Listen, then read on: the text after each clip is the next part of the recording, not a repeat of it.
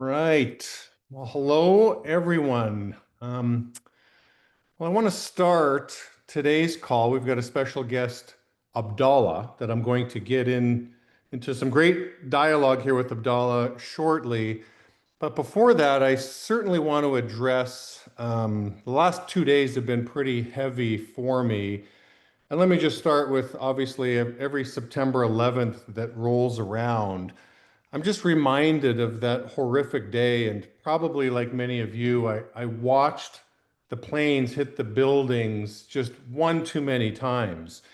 And for me, that day, I was a rookie owner, so I'm a brand new owner. I was used to waking up around 5:45 in the morning Pacific Standard Time, and I'd always wake up to the news right off the bat. And so right off the bat, it's like, oh, there's a fire at World Trade Center.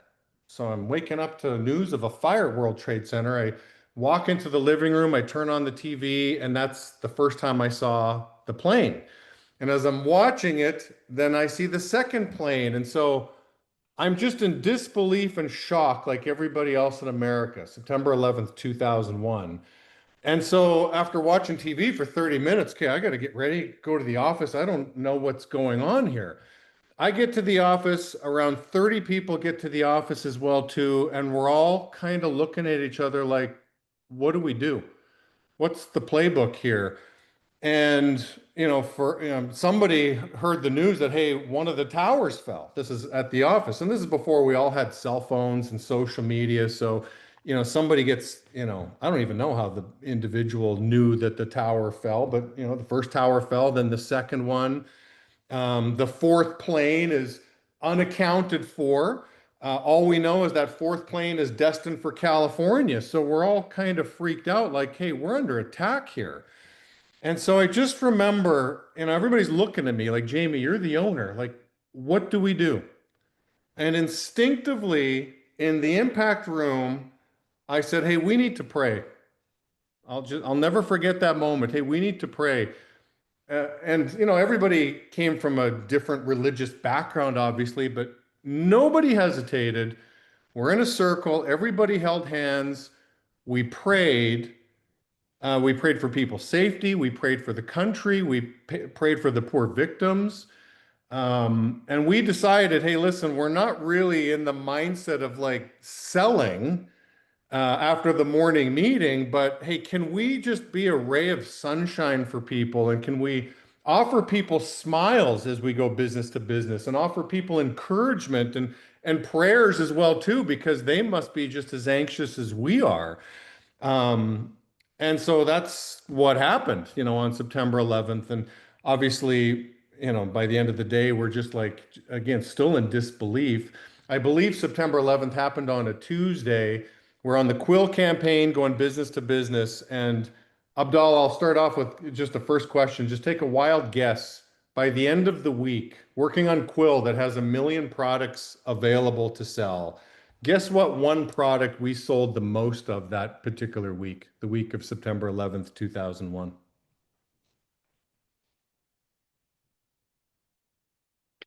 I would say like printers and stuff. Yeah, it wasn't toner, it wasn't paper, it was the US flag. We ran out of US flags. Like it was patriotism unlike anything I had ever seen. And so, just as I'm reflecting, and again, even yesterday, I'm preparing for September 11th. I'm like, oh, just that this day sits so heavy for me. You know, it is the event that defines Gen Zs. Like Pew Research Center, and they're defining generations. They're looking for a different formative experience. And there are really two things that Gen Zs that put Gen Zs on the map, because I think the oldest Gen Z might be 1997. And it's technology. The Gen Zs, kind of grew up with technology, and they grew up in a world after September 11th. And believe me, and I tell this to my kids, like the world before September 11th was different. I'll give you just an example. And I say this to my kids every time we're on an airplane. I remember flying on planes pre-September 11th, and the captains always had the doors open to the cockpit. Like you could walk up to the bathroom. I know now in coach, you got to walk to the back of the plane, but you go front or back, whatever you wanted. And every time you went to the front of the plane, you could have a conversation with the captain and you could see this cool airline, like, oh, wow, I mean, I had several great conversations with captains at 30,000 feet. Well, obviously that changed. But the biggest shift that I saw change, other than the obvious of like flying and TSA and all that other stuff, was just, hey, people were just a little less friendly. There was less eye contact. There was less trust. You're a little suspicious of your neighbor, whereas pre-September 11th, you had no suspicion of your neighbor.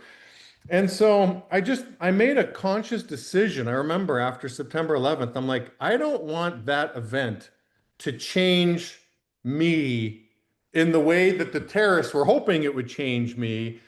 I want to trust people. And even as I'm raising my kids and we take dog walks every night, um, I'm like, hey, listen, everybody we pass, we make eye contact with, and we say hello and we smile with everyone, no exception, whether we know them or we don't know them, because that's what the world looked like before September 11th. So I just reflect on that and, think of the families that were affected by, I had a girl in my office who was terrified. Her sister was in one of the towers and her sister perished. I mean, I just remember how terrifying and how brutal that day was. Um, but again, I've made a conscious decision to not let that affect my friendliness. And I certainly don't want my kids growing up suspicious of others. I want them to be trusting and trustworthy. And I think yesterday, unfortunately, was another one of these defining moments in American history. I spent a good chunk of yesterday fielding texts and calls with people that were just rattled, like Benny Madrid, who's probably watching this right now, you know, rattled. He's trying to make sense of what was going on. Patrick Bet David, making sense of what's going on. Then he goes live for like 11 minutes to share his thoughts, and I commended him for his compassion and his faith and just really his stance on everything. Carmen, who has gone through hell these last few months with the loss of her daughter and just kind of her thoughts on everything yesterday with Charlie Kirk. Um, Personally, I identify with Charlie Kirk because I look at him like he's a younger, sharper, smarter, more persuasive version of me because we're aligned in our faith and our values. So I see a lot of me in Charlie Kirk, but again, he's a million times sharper. But even if you didn't identify with Charlie, and even if you disagreed with him, his approach to free speech was so admirable. Even the name of his debating platform, prove me wrong. Like he gave, if you disagreed with him, you got the front of the line, you got the microphone, prove me wrong. You have a different point of view. Let's talk it through. Let's debate it. And so, similar to my dog walking, I'm hoping we can honor the life of Charlie Kirk by engaging in civil discourse, that we can be respectful of others with differing opinions. We don't demonize others that we don't agree with.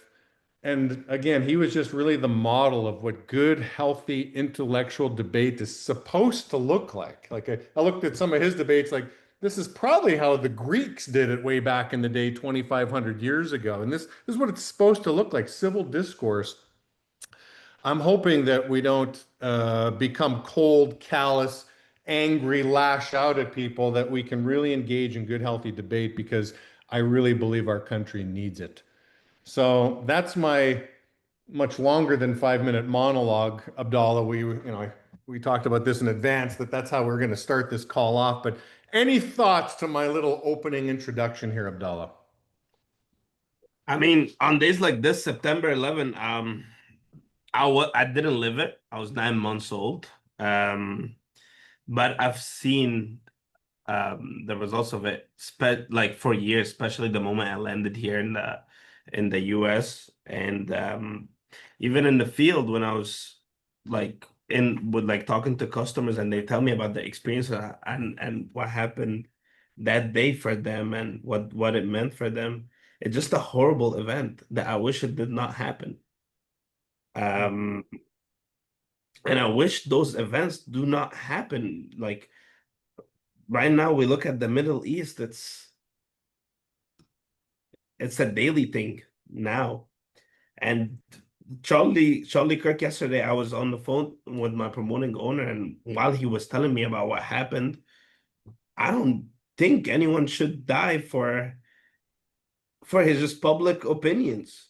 There's more into life that just this. There's more into this guy had a wife, had kids, he was still young.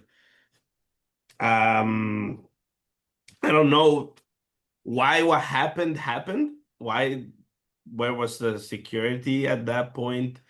Like what was the but I would say there's some level of incompetence that caused all of this.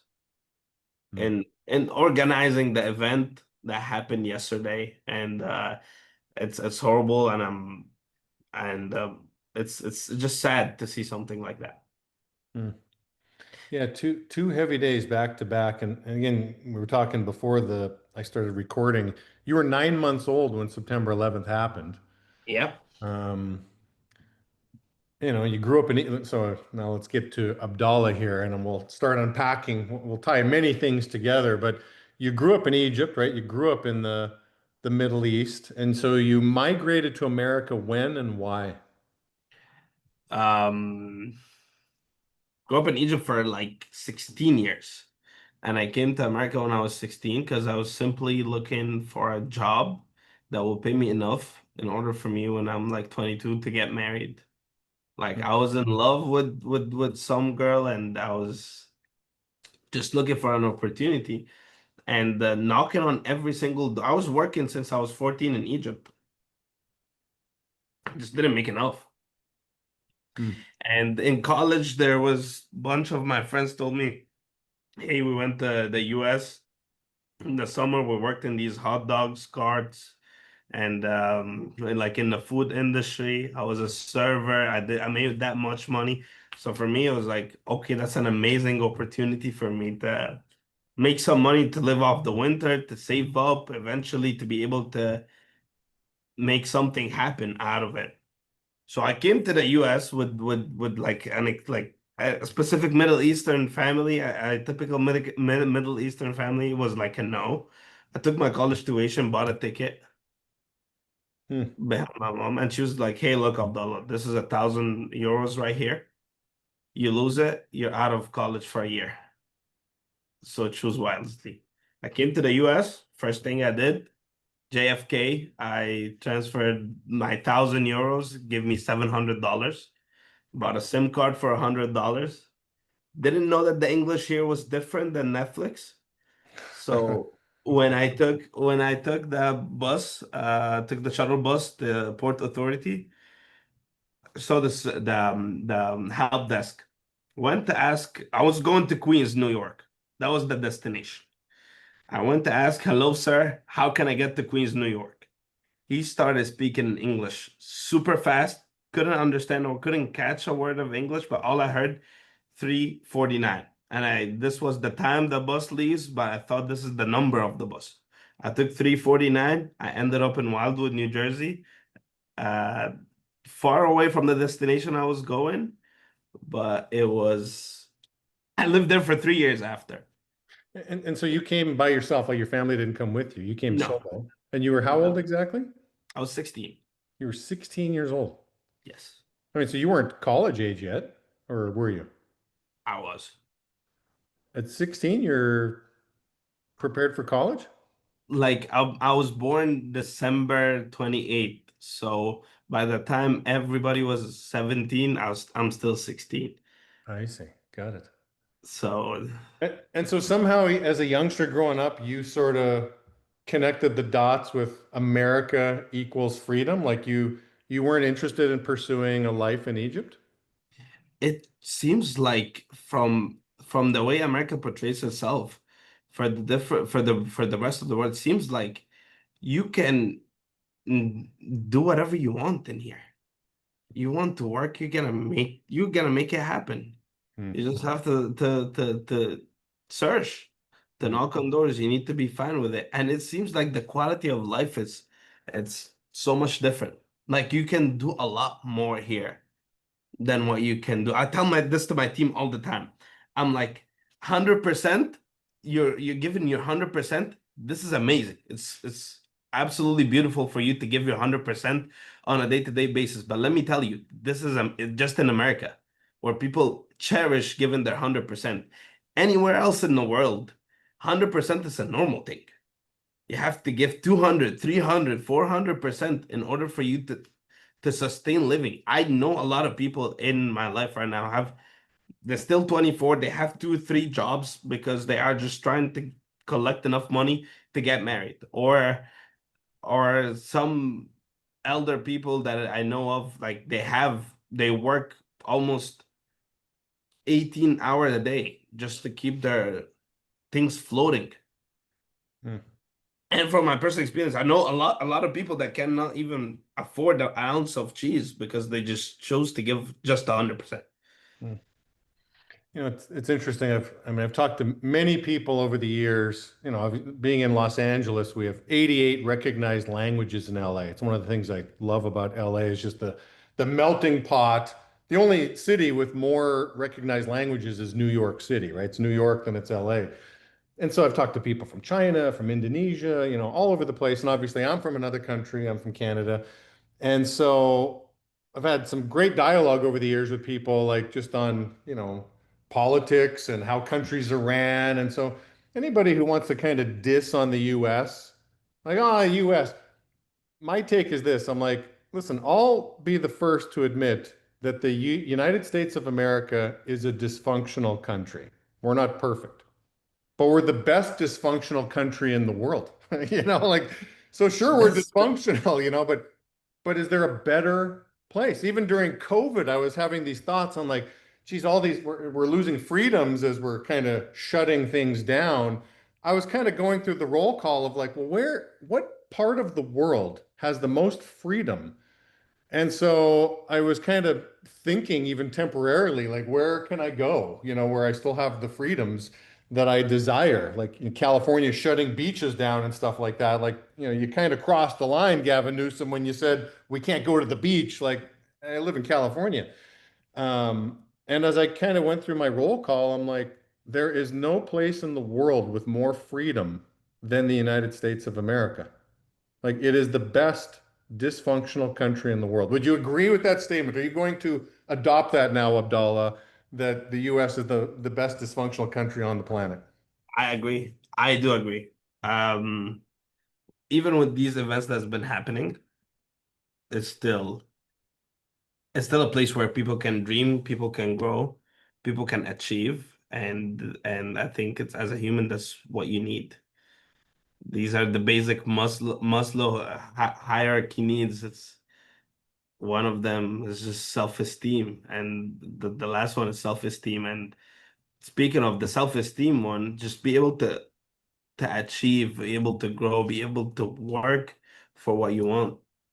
Hmm. It's we overlook a lot of stuff. This is my thing. We overlook that. Like I remember when I first came to the US and I was knocking on every door in Wildwood, New Jersey to find a place to stay or someone that can hire me. We overlook the fact that we do have a job. We overlook the fact that we have a roof on top of our head that is nothing is gonna happen overnight. We overlook that there's something to eat every single day. And from me trying to rebuild it back up in here again and be alive in the US, I looked at all these things. It's a blessing. It's a blessing. I remember I joined the business with $13 to my name, and I was the most excited person in the room because that was my first job with a suit and tie, and I was just super excited for me to have a suit and tie. Other people could have $13 to their name and it's just panic mode. But I took the bet on myself. I always was able to point out the positive in every situation. And I think the States of America has a lot of positives that people overlook on a day-to-day basis. Hmm. Yeah, we take a lot for granted in America. Um, you know, I I take my son to school. He's almost 16. I'm kind of sad that these my drives with him are going to come to an end here shortly, as he's going to end up driving himself here soon. And just these great conversations. And I'm like, hey, Dane, at some point in time, every month he reads a book that I recommend him. And I'm like, hey, one of the books you're going to read is The Millionaire Next Door. And I asked him, and let's see, Abdallah, this might be news for you, and maybe this will intrigue you to read the book if you haven't. But I said, the book is written by a couple statisticians that these aren't like, high opinion guys. These are just guys that, hey, listen, here's the data, here's what the numbers say. Who are the richest people in America? Who are the millionaires in America? What do they eat? What do they drive? Where do they live? What do they do for careers? Are they married? Are they single? Blah, blah, blah. The list goes on. So it's just data. So I'm like, hey, there's a chapter on ethnicity. So what country do the self-made millionaires in America come from? And let's rank them from top to bottom.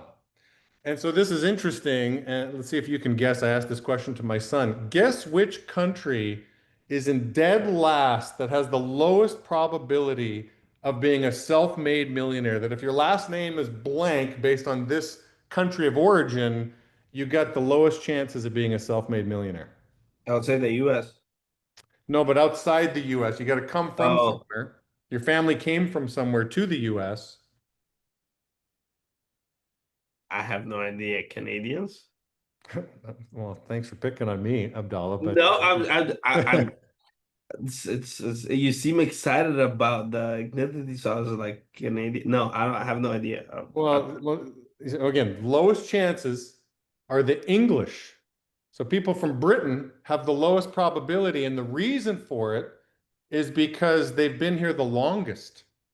So if you're an eighth generation American from England, so your great, great, great, great, great, great grandfather migrated here, you got the lowest chances of being financially successful because you believe the country owes you something versus the immigrant that comes here, like you as an example, like this country owes me nothing. I owe the country something, and you're willing to get some dirt under your fingernails. But the people that have the highest probabilities of becoming millionaires are the immigrants or the kids of immigrants, have the highest chances of becoming self-made millionaires.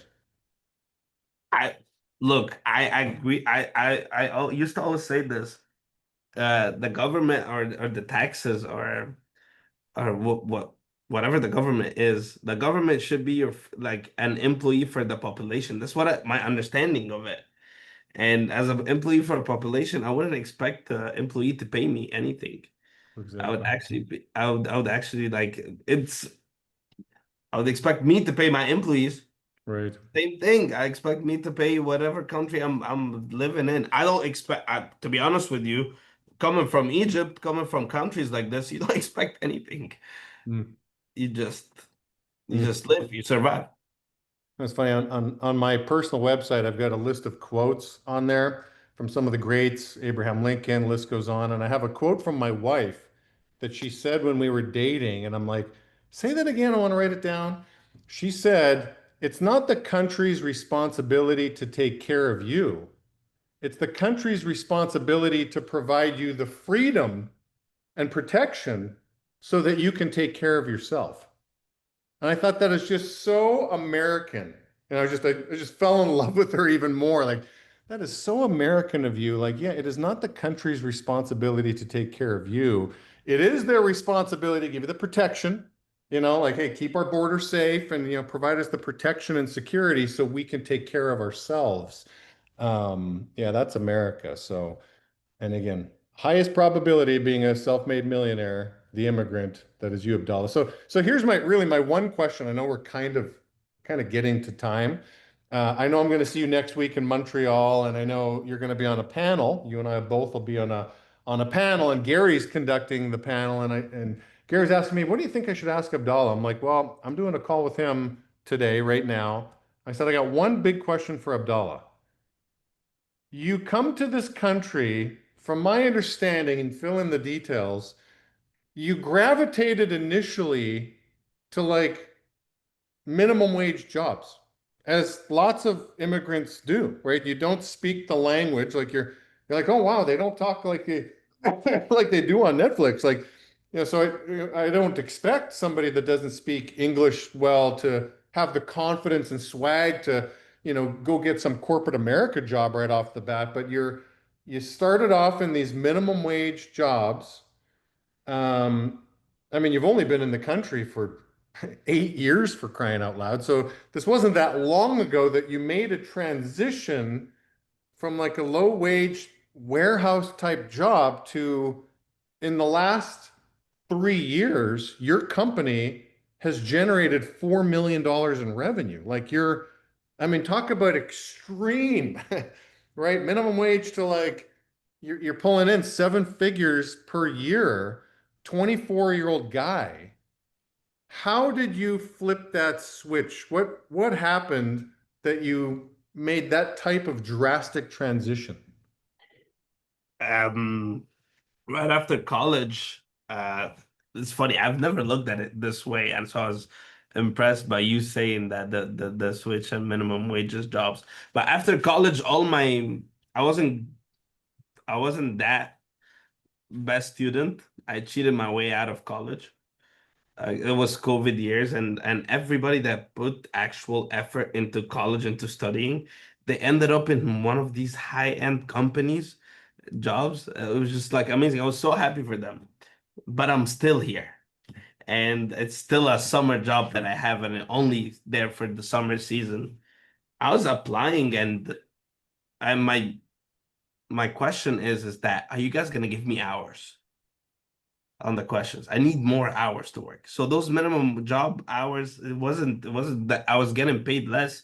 I made it work. I put so many weeks, 116 hours, 130 hours weeks, because I hold myself accountable to certain goal.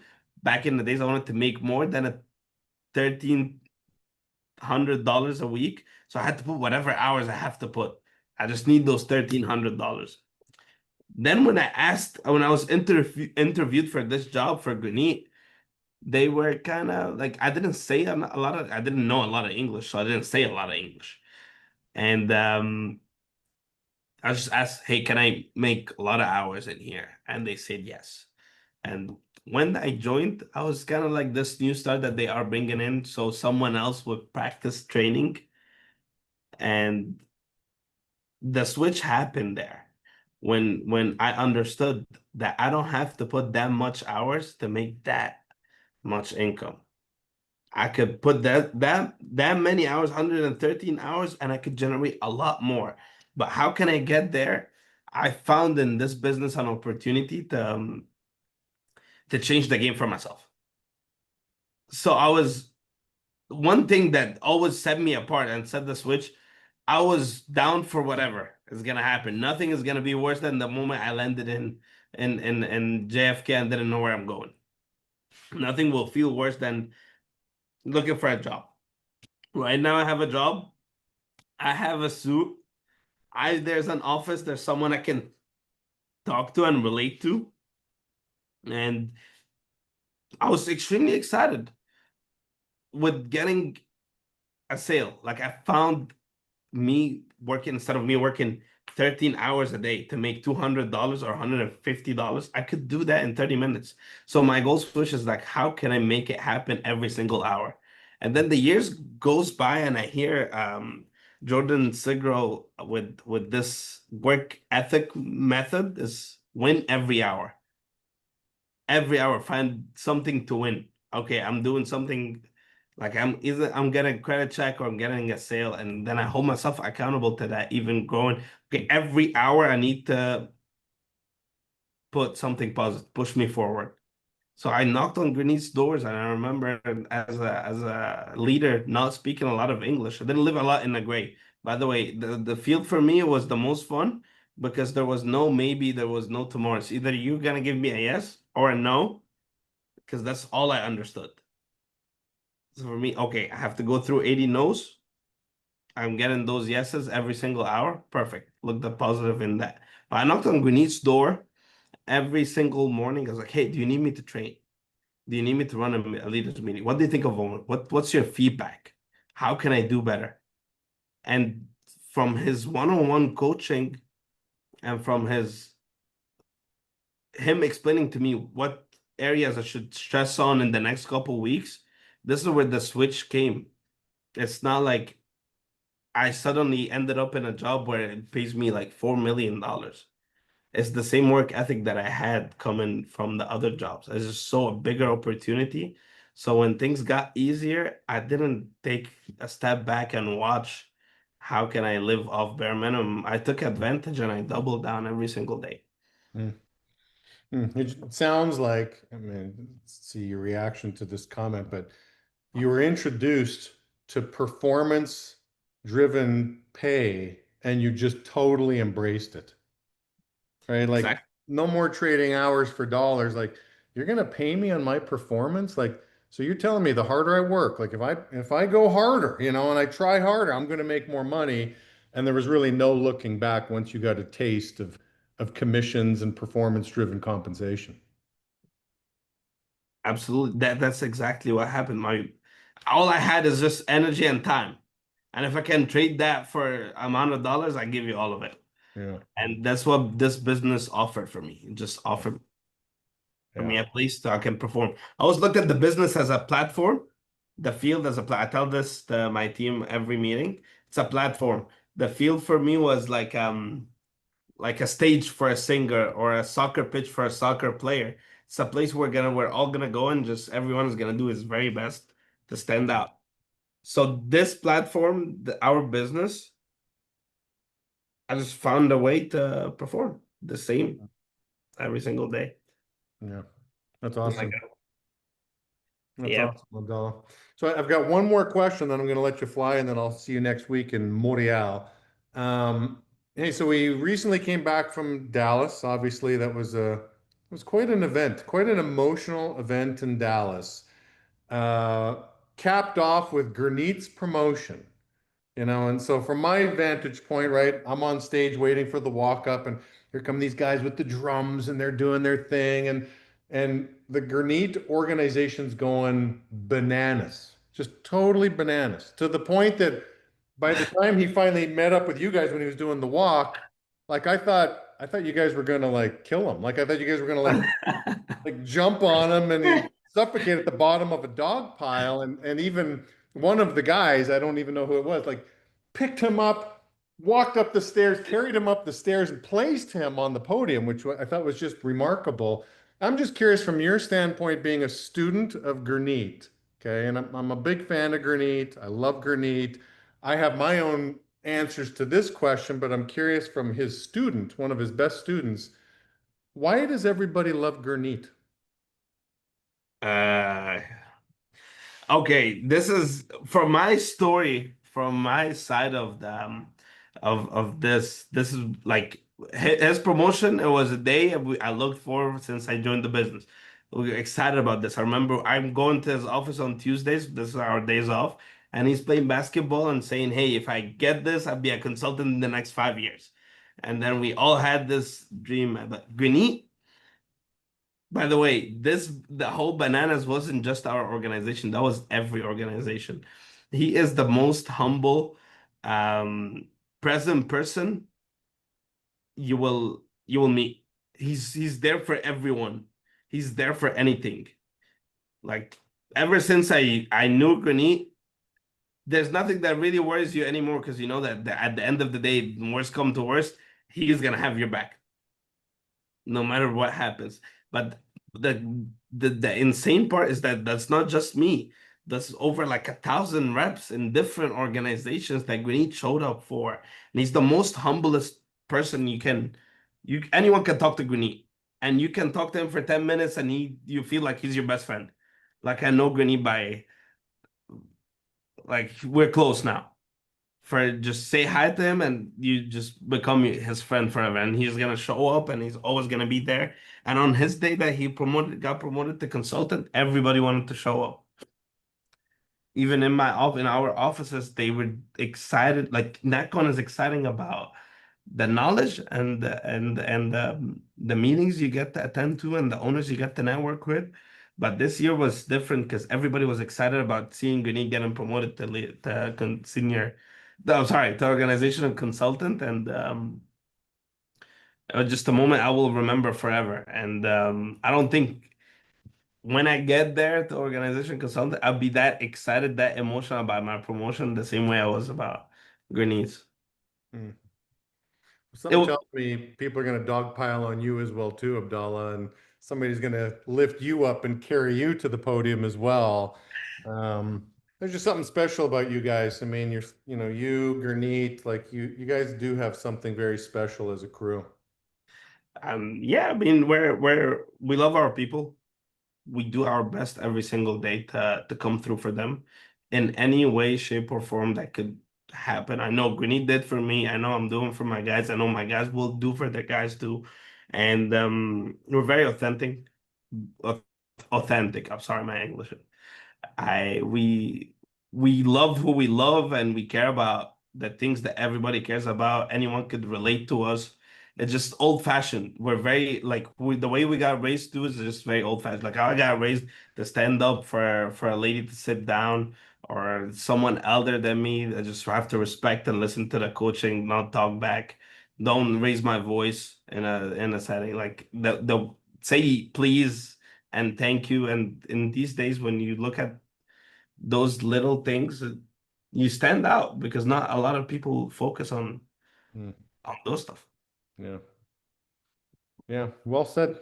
Well said, Abdallah. Well, I appreciate you hopping on the call today. And again, I look forward to spending some time with you next week. Thank you, Jamie. I'm so happy that I got on one of these calls. I mean, I grew in the business watching you. I stole every meeting you have, and every leaders meeting that we have came from this channel.